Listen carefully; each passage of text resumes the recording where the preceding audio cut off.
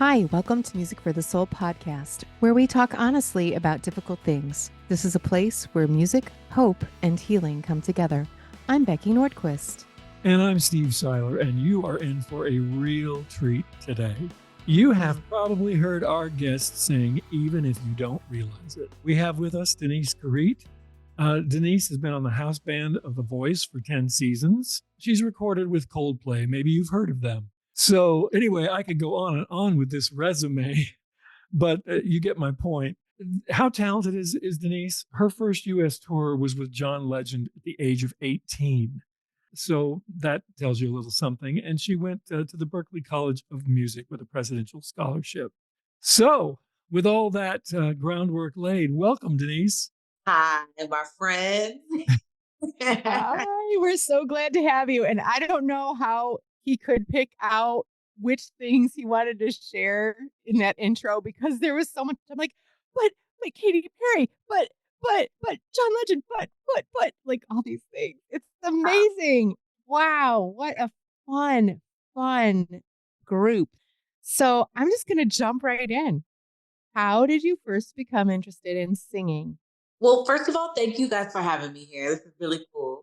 I really appreciate you having me. As far as getting started, I started at like 4, doing cute little things in school. That probably was the beginning of, I just remember a concert. I sang God Bless America at a kindergarten concert. And I just remember it being so just memorable to like the parents and obviously my mom, and looking back at the VHS, because it was VHS then. Wow. So looking back on the VHS, and I was like holding my little flag, and I was just like waving back and forth, singing God Bless America very confidently. And I was kind of shy. My mom really pushed me to be someone who spoke and asked questions for myself, because at first I would be like, Mom, can you say something? And she would be like, no, you have to say it yourself. So she kind of like, it helped me a little bit come out of my shell. And I think that the most place I felt confident was singing or doing anything in the arts, because I toyed with all the things. Like I really wanted to be that triple threat. But I'll say I first started singing for real around 4. And then it just kept getting pretty serious over the years. And I really knew I wanted to do it, I'll say at around 14 or 15 years old. When you say about becoming confident, I remember the very first time you came into the studio to sing for us, it was actually a background vocal for Becky's song, Soft Rain. And I had this, kind of an idea of what I thought I would ask you to sing. And so I started to tell you what I was thinking. And you kind of gave me this look. And when I finished talking, you were like, yeah, I kind of, I figured out for myself. I'll just go in there and show you what I'm thinking. It's like, excuse me. Okay, this girl knows what she's doing. I'll stop talking. You did a beautiful job. Thank you so much. Thank you. As did you. It was lovely. That was, that opportunity was so important to my entire move to Nashville. That gig, it makes me cry. We do that a lot on this show. Yeah, I'm sure. I'm always crying in Steven's sessions too. I don't know if I told you, but I'm always crying. But that gig was so important because my move to Nashville was begrudgingly done. It was really something that I was being obedient, right? And that's something that is very hard for me to practice when it comes to my faith and trusting God and like knowing I hear from God and not second guessing that. And so I had moved to Nashville, and that was pretty fresh into my move. And I had been really in a hard season. To be honest, I'm still like, I'm almost there right now, but that was the start of a different season for me, which was extremely uncomfortable. And at that session, I ended up meeting Ken, who engineered the session. Now, before meeting Steven, the whole reason I was able to meet Steven was because that engineer was kind of like constructed by a sister church that I had worked with. I just ended up meeting Steven because of Kent, the engineer. And that session, it just affirmed that I was supposed to be in Nashville. I think that's the easiest way I can put it. And it was just specifically the content of what I was doing, and obviously being Steven and you guys and the nonprofit, and just being a part of projects that I would want to be a part of willingly, instead of it being something that I would just be compensated for, but it holding a purpose, which is so important to me, especially now in my career where I'm making more decisions based off of it being spirit led, and not just because it makes sense, and not just because, well, how could you say no to this? And the things that I've said no to, I'm sure, many people's mouths would drop. But if my spirit is not in the clear, I'm not doing it. And meeting Steven was just like a very affirming moment for me. So that first session was with you guys was very special. Thank you so much for saying that. Yeah. And I can tell you, Nashville is fortunate to have you. You are an important addition to the community, and I can't wait to see what God's going to do with you in the Nashville area. I know it's going to be great. Thank you. I appreciate that. I so appreciate your sharing about seasons and moving in seasons and being obedient in them, especially when they move so slow sometimes and the path is kind of dark ahead of you. It's kind of like that song in Soft Rain. Some of the lyric there is just, it's hard to step out in faith, and change is hard when you've known one way of living and you're choosing a completely different pathway, and you're trying to listen to the Lord, and he's not always like burning bush obvious, right? I mean, it's like, could you just throw the words on the wall or send me a burning bush?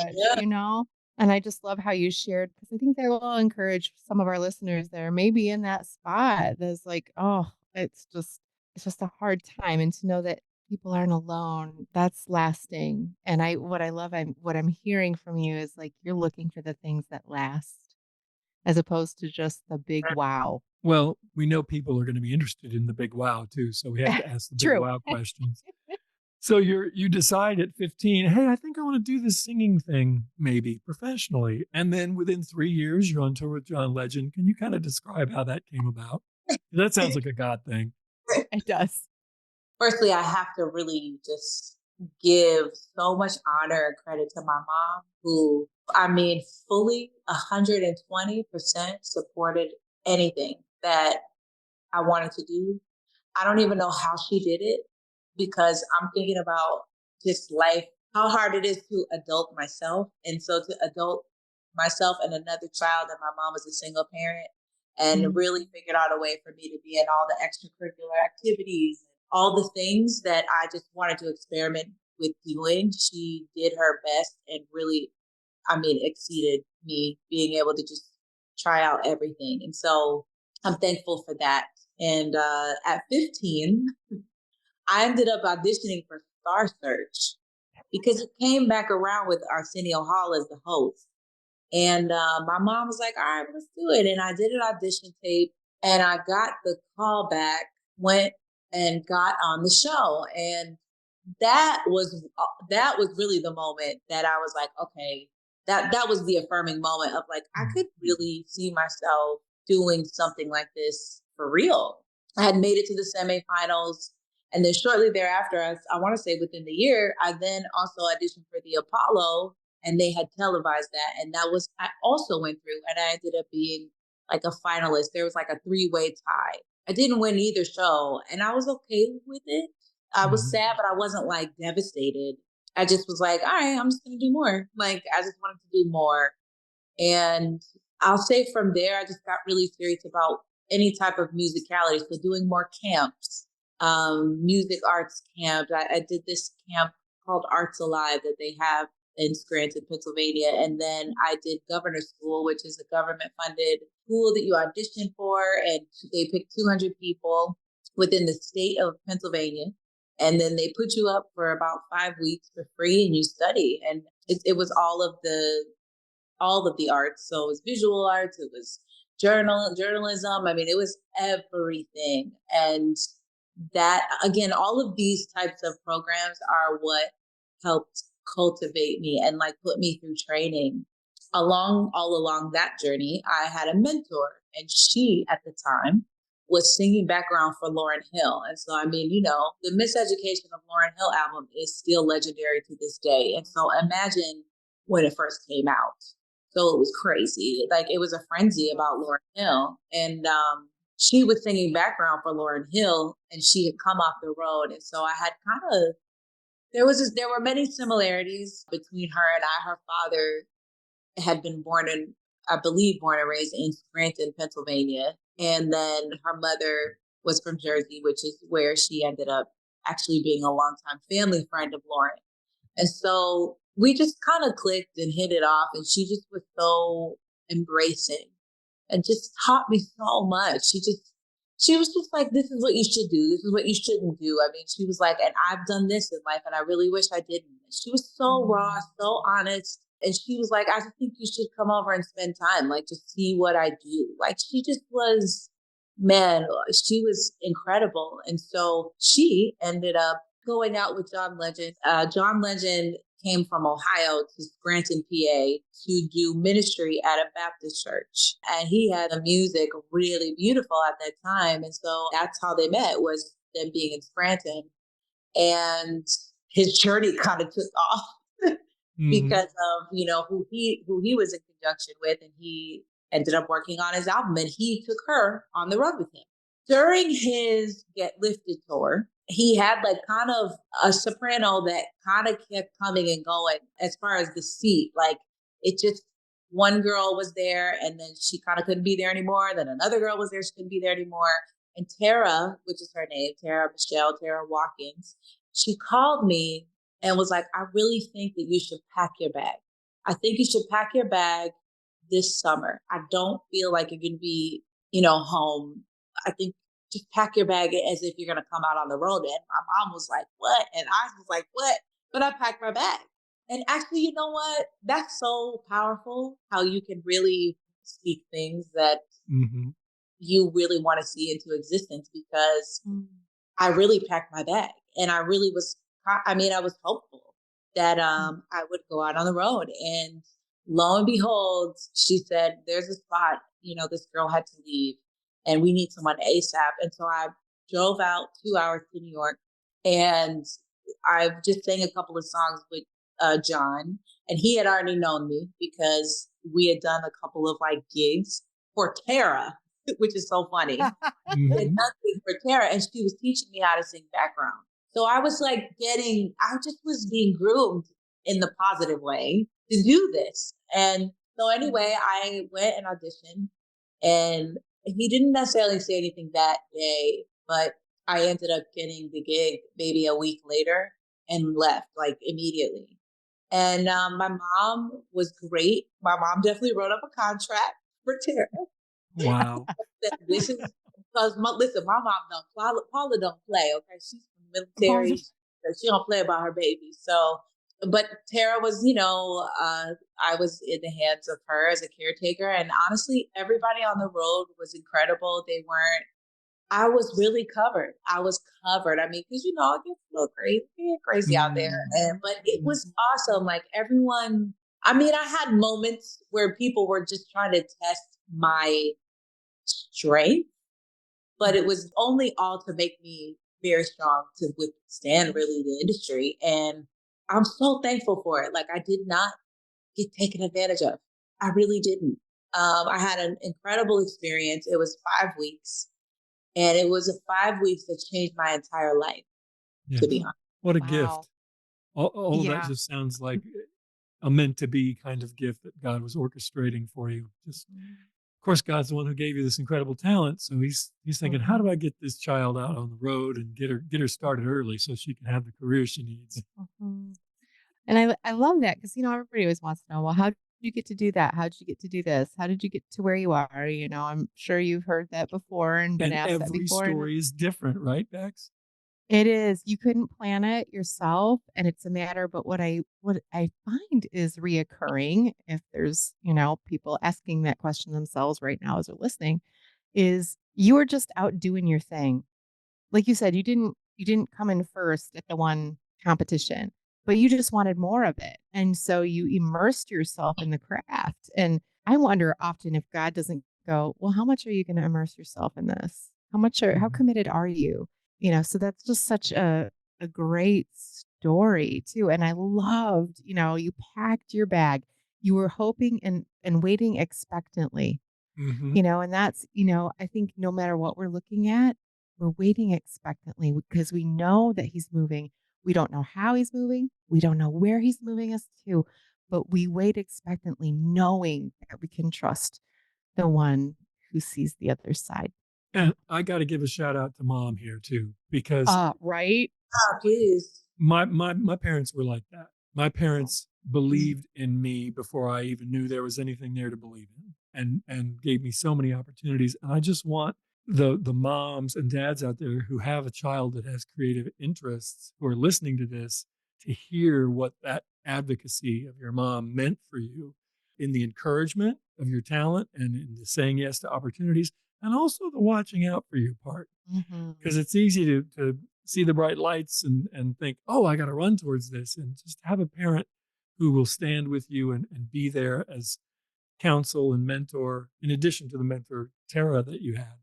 But that just blesses me to hear that your mom was Mhm. so.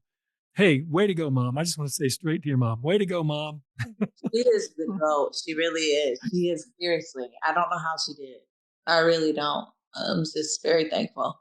That's awesome. That's an encouragement to single moms everywhere too. So I just gotta say, we gotta kind of go into that fan lane for a minute. What was it like to work with Coldplay? I just gotta know.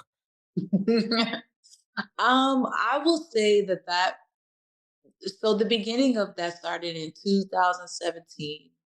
And that I'd love to really speak about this before I talk about what it's like to work with Coldplay, because working with Coldplay has changed a lot of my life because I was like really moving into a jaded, I'm still kind of there, but I was really moving into a jaded like space concerning the industry, concerning my Mm, career.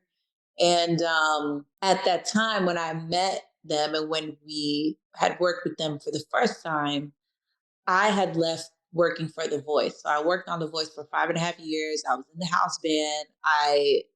Every season when they would win, we would be like, we won. Like I would be like, every year we win. It was an incredible experience, but first of all, I stayed a year longer than I should have because God told me to leave that job. And I couldn't Mhm. understand why, because I was rationalizing the irrational, right? So God was like, He was really leaning on my heart to leave. But this was really the start of my testing my faith in a way where I'm actually hearing from God and then responding. mhm. So this was that moment where I was just like, what? Like, there's no way I'm hearing this right now, because that doesn't make sense. This is a dream job that pretty much all the singers in town would dream of having, Right. because you're on TV, and that means union. Union means insurance. It means you're in town. It means you're again like you're on TV 2 times a week. It's something consistent. You're with the same people.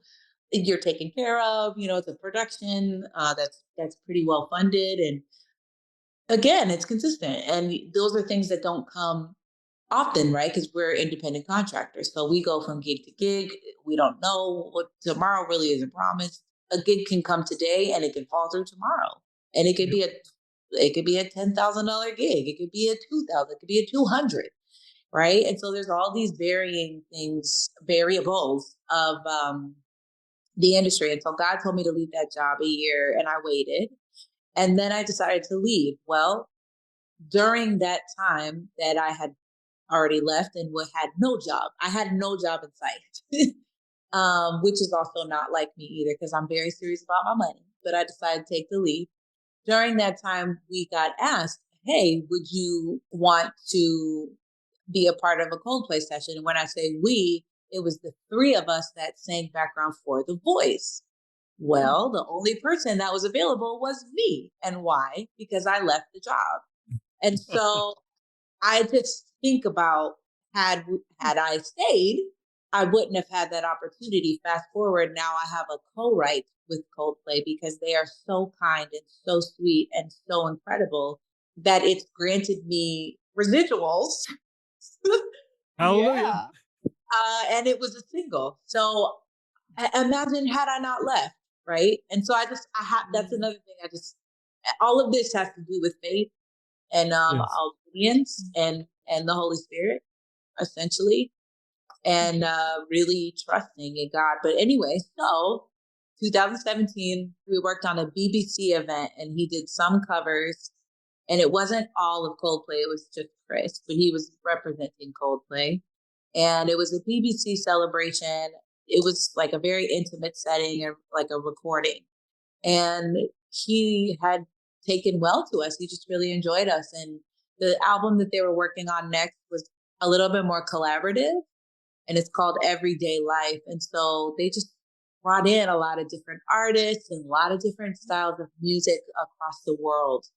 And we had done a couple of songs with them, and one of the songs made it. And ever since, we've been working with them, and it's been an absolute joy. They are angels. I don't know what planet they come from. They are angels. And we have had the opportunity to work a lot more intimately with Chris, because he's a little more in the States, more frequently than the other members. So we've just had a lot of QT time. I mean, real intimate time. And it's been a blessing. It's been very inspiring as well. And just affirming and like restoring my faith, not only in the industry, but literally humanity, because they're very kind people. Like, it's real. And the ship that they run is very tight, and they all are very serious. They're serious about the integrity of that band, and they actually do really mean what they say. Like, Chris Martin is a really great person. Guy is a really great person. Will is like Johnny is a really great person. It's real. It's so wonderful to hear. Yeah.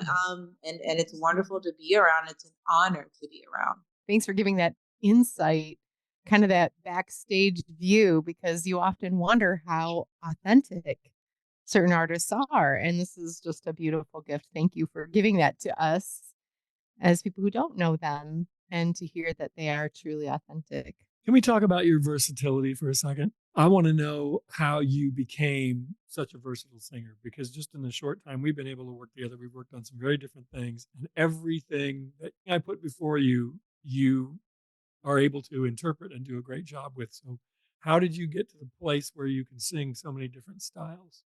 I think it's just due to maybe musicality and like what I grew up listening to, which was everything. Yeah, I just grew up listening to everything, and I had a real deep appreciation for traditional roots in school. There was something about it. It was like math to me. It wasn't ever boring. Like, singing traditional music just wasn't boring to me. It felt like a challenge. And I like to accept challenges. I just don't like to feel like I can't do anything. And also fueled by my mom, right? Who literally has been like, you could do anything. If you want to be a softball player, she was like, you could be a softball player. If you want to fly kites professionally, that's what you can do. Like, she just was always telling me I could do anything. And I think that I have a sense of, I don't want to say entitlement, but I do have that sense of self and confidence that just kind of, I guess, has not made me not feel so closed in to any box or narrative. And so I think that has helped. And then, like I said, just being so versatile, like I would go to No Doubt concerts, but then I would also be at a classical or Broadway, or, going to see Jill Scott. So for me, it just is kind of like, I just appreciate music itself. I think that, one of the things people will ask, what's your favorite kind of music, or what kind of music do you like to write? And I always feel the same way. I like excellence. Anything that's excellent is worthy of my time, and as a songwriter, the great thing is I can write a country song on Monday and a rock song on Tuesday and a classical song on Wednesday and a polka on Thursday. It doesn't matter, right? Yep. I just enjoy, like when you said everything, that's exactly right. I enjoy just all types of music. I think when we can get into trouble when we think, oh, well, the only kind of good music is, fill in the blank. And we've all met people like that who only listen to rock or only listen to country. And I think when people ask about music for the soul and what kind of music do you do, that's also a really tough question because we've dealt with so many different issues. And I let the song tell me what it wants to be. Mm. And then when it's written, I let it tell me who needs to sing it. Mm. Right? Rather than starting out going, it's going to be this. So That's beautiful. Thank you. I think your openness to being willing to take on different challenges and just step up to the plate is what's helped put you in so many different situations and have success. I appreciate that. I'll say one thing. If you want to work for real in the industry and in the creative arts, I think either be the best at that one thing or be really, really good and decent at all things. And the only reason I'm a soprano now is because I needed a job. I was really trying to just sing alto. I wasn't trying to be a soprano, but I learned how to sing in my mix. And like, you gotta figure it out, right? You need a job. Maybe you'll sing some mariachi. Maybe you will. Maybe you'll figure it out. And I think that's cool. Like, yeah, being open. That's so great. So I know you've been rerouting your mission statement. I've heard you say, "Stay under the grace cloud." Can you tell us what that looks like for you? Like even in the waiting, sometimes there's this like, even in uncertainty, there's still grace that God gives us, right? Like there's still, I won't even say like a peace, but there is this peace even if your spirit is rocked, or there's this kind of like you don't want to be out of the will of God, right? And that to me goes back to what I said about leaving the voice. Like I could feel when a season is changing, I think. And I'm so thankful. I'm still not where I'd like to be with my relationship with God and like really, really walking with him. But I feel like now at this point, I'm eager to always feel in the will, even if it's not my way. And the grace cloud, I alluded to this sense of even comfort in the discomfort, but like there's just this, there's like, it's like a resting. It really is the Holy Spirit, right? It really is essentially that. And it's just feeling that companionship of just like safety, even in the uncertain. Well, I love the phrase comfort in the discomfort. I feel like if we're leaning into God, that's available to us. I mean, that there's a place of rest even in the maelstrom swirling about us. But you used the word obedience earlier, and what I've come to feel is there's just great irony in the fact that the greatest freedom lies in obedience. And when we can make peace with that, then I think we can begin an honest search for God's will. Yeah, that's good. Yeah, I Well, think that freedom too in that abiding place. The Spirit testifies to truth. I mean, he speaks the truth within us and that place of comfort and refuge. I mean, David talks about it all through the Psalms, just how he is the refuge, his person. Our eyes continually fixed on him. That's the refuge. That's the safe place, is when we are fully fixed on him and not distracted by the things of the world. And I was just reading this morning about the woman at the well, and, he's like, hey, I can give you water that's eternal, like right here and right now. Whereas the world is only going to give you water that's going to satisfy for a second. But if you'll drink from my well every day and you live by my well every day, then you're satisfied. Then you don't have to look to mankind or things or anything else to be satisfied, but I will give you the living water. And it's just so gracious. We don't deserve it. And he just gives it freely, right? Yes. And that's too the thing about the grace cloud is like God gives us grace even in our mistakes or even in our disobedience, right? Like even in those moments, he still gives us grace. And again, God will only take but so much though, right? It says like the word it's he's grieved by Mhm. the Holy Spirit is grieved by some of our decisions that are against the things of God, right? Decisions that we make. But God still lets us, learn. And Mhm. again, that's the grace that I'm referring to. Is like there's seasons of learning and possibly hitting your head against the wall more than once. But then Yes. Yeah. there are also times where God is like, okay, well, I told you don't do this no more. And you're still gonna Mhm. Mm. and that's what I'm saying about that grace cloud. Like there's periods of time where I won't say excused, but where it's just like training grounds. The My wife patience, right? Yeah, yeah, The patience is where he's like, okay, here's the lesson that I'm trying to teach. We could do it the nice way, yeah. or you could choose the not so nice way, I guess. Yeah. and my wife always says that God looks at us and says, "Well, that's really not the choice I would have made, but let me see what I can do about this. Let me work with this." Uh, Yeah. That's Well, good. I want to make sure that we talk about your vocal tutoring that you do. You Mhm. do Skillshare vocal master classes for singing with your sister Nika, and you also do virtual and in-person coaching. So, as people have been listening to you talk about your singing, I'm sure that there are folks out there who would like to have a chance to work with you in that capacity. What are the kinds of things people can learn from you? well, I always say, like, if you want a voice lesson, be ready for a therapy lesson because, our voice is an instrument that we cannot see. And music is already so very powerful of a weapon. I look at it as a weapon in a positive. Amen.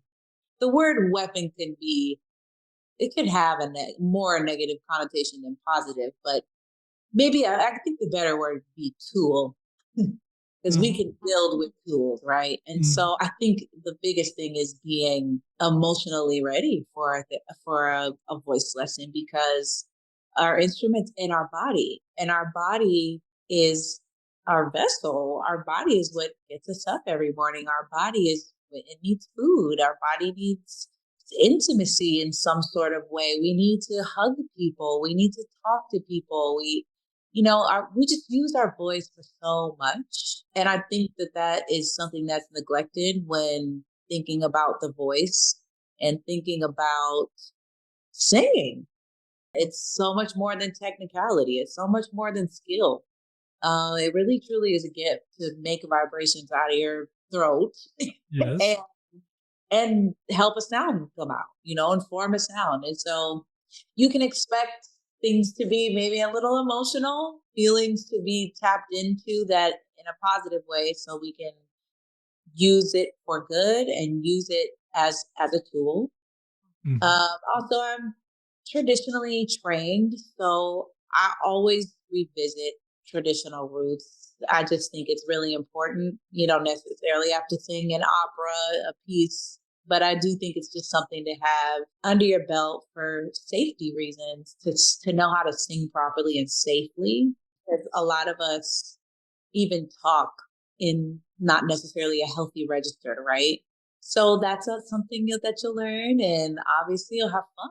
That's Well, awesome. we That's awesome. definitely want to make sure that people know how to get in touch with you. And I've actually gone and watched some of your classes online, so I can tell people they will learn. And there was a lot of information packed into that little 5 minute Oh video that my I gosh. watched. Yeah. That was like our child. We spent so much time trying to come up with practice. That was crazy. I have to say, I love that you start with the traditional approach. I taught voice and beginning piano for quite a long time. And my students would be like, why are we studying this? I'm like, well, it's not because I love Italian arias, but I do. But if you can sing that properly and not hurt yourself, that's the most important thing. Because once you can sing that, you can sing just anything. I mean, really, it is. I'm so appreciate that. And I always tell people when I stopped, and people were looking for new instructors, I said, the one thing is you've got to protect your instrument. And not all teachers are created equal, and not all of them teach how to protect your instruments. So that's the first thing. So I'm so excited because I actually have people that I know I'm going to refer to you already. Ah, you're the best. Thank Awesome. you. And I love that you also understand the importance of just roots and safety. So not talked about. And people are canceling their tours because they don't have a voice, Mm. Hmm. you Can't you know? almost hear it too? Like when a new artist comes on the scene, I've heard several that I'm like, oh my goodness, if they keep singing like that, they're going to be in trouble in a few years. Oh, They're going yeah. to seriously injure themselves. Yep. So will you tell people, Denise, where they can reach you if they're interested in you being a vocal coach for them? Yes, they can email me at Denise, DENISE, JAN as in Nancy, AE in music at gmail.com. Or they can go to my website, which is theladyproductions.com. Terrific. Awesome. Well, it has been so much fun having you on. Mhm. And I just want to tell people if they want to go to our website, you notice when I did the bio, I didn't lead with what I would have loved to have led with. She's sung for Music for the Soul. That's Oh my what's gosh, you should have led with that. Yeah. So she sang on the song "Soft Rain." She sang on the song that we did for sickle cell anemia called Mm. "Save a Child," Mm. and that was a duet with Calvin Noel. And she sang a song that we're going to play as we go out today called "Walking Without Skin." Mm. And she was just in the studio with us recently on two songs, one called "Right Now" and one called "No Wonder." So just be checking out those songs, and please visit her at her website or her reach out to her with an email. Mhm. I am so beyond happy that you guys asked me to be here. I just love your hearts, most Mhm. important. And I really love just being in support of, your nonprofit. And I really appreciate your artistry and creativity. It's encouraging to know that there are people that, are similar. Mm. um, and also just really care about what they do and Mhm. care to maneuver and grow in their gift for good. Well, Well, thank you, Denise. That means a lot coming from you. and I think many are going to be blessed by the gift that you have contributed in these songs, which are truly powerful and I think will be life changing for some people. So thank you so much. We really appreciate you and we're so grateful to God for your gift and for you. Thank you. If you enjoyed the discussion today, please share it with a friend and give us a positive review on iTunes. And please visit our website, musicforthesoul.org, where you can stream or download every song in our catalog, including Walking Without Skin. Read our lyrics, our healing music guide, our blog posts, and much more. Thank you so much for listening. God bless.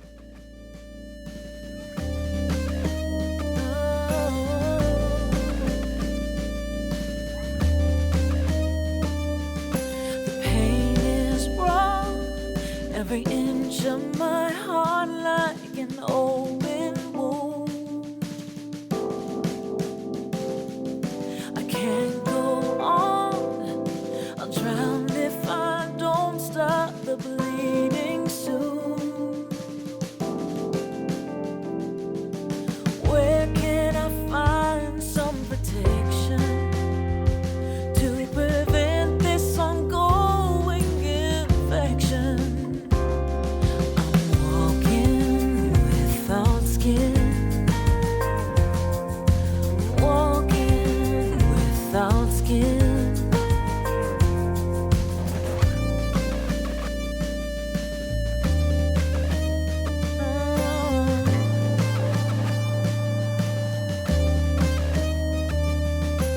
Raindrops sting, every tear cuts like it's broken glass.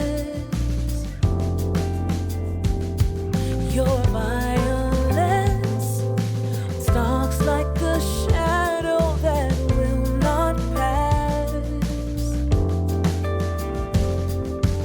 How will I know when it's safer